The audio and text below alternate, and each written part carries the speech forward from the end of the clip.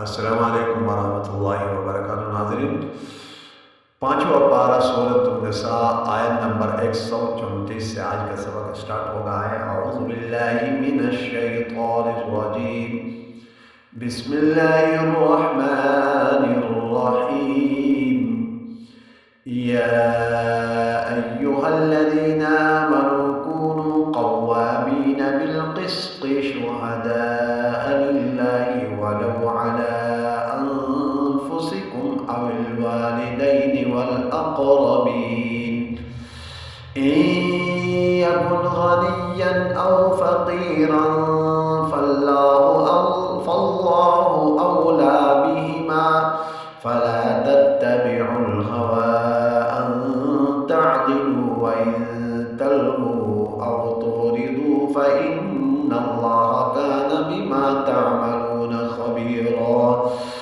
या अय्युहल्लज़ीना आमनू आमिनू बिल्लाहि व रसूलिहि वल किताबिल्लज़ी नज़्ज़ला अला रसूलिहि वल किताबिल्लज़ी अनज़ल मिन क़ब्ल व मन यकफुर बिल्लाहि व मलाइकतिहि व कुतुबिहि व रुसुलिहि वल यौमिल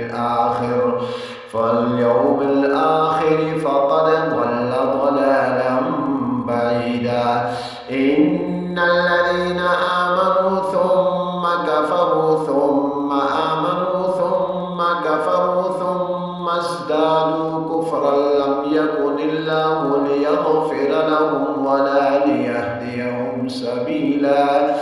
बश्शिरिल मुनाफ़िक़ीन बिअन्न लहुम अज़ाबन अलीमा।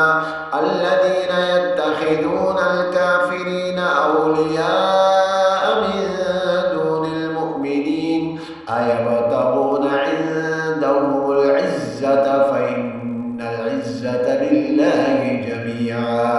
وقد نزل عليكم في الكتاب أن إذا سمعتم آيات الله يكفر بها ويستهزأ بها فلا تقعدوا معهم حتى يخوضوا في حديث غيره إنكم إذا مثلهم إن الله جامع المنافقين والكافرين في जहन्नम जमीआ। आज का सबक यहाँ मुकम्मल हुआ। Next video